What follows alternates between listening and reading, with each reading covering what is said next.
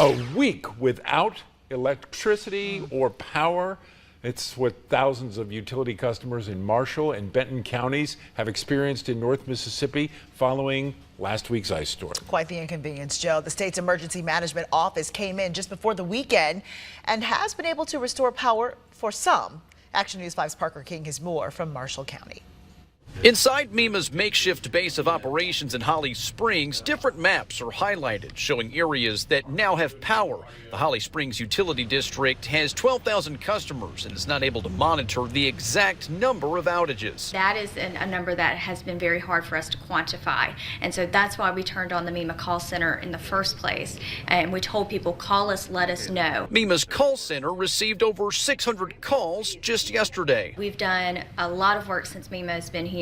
Of the 12,000 customers, roughly 75% are back online, leaving roughly 3,000 households still in the dark. Meanwhile, nearly 200 linemen from other utility companies are scattered across the area, over a quarter of them from neighboring Mid-South company North Central, who got here Saturday. In the small amount of time that it took to bring in all the cooperatives and small municipal systems throughout North Mississippi to come into this area and make sure that we get what possibly could have been weeks worth of restoration and do it in several days, this is something we'll be talking about for a long time. But the need is still here. We haven't seen anything.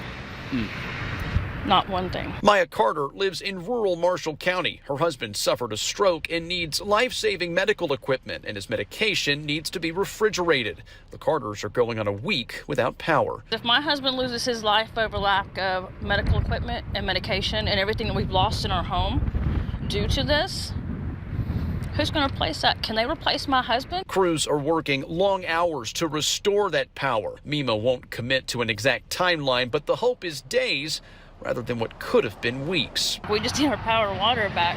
MEMA's not leaving until we get that power restored. In Marshall County, Parker King, Action News 5.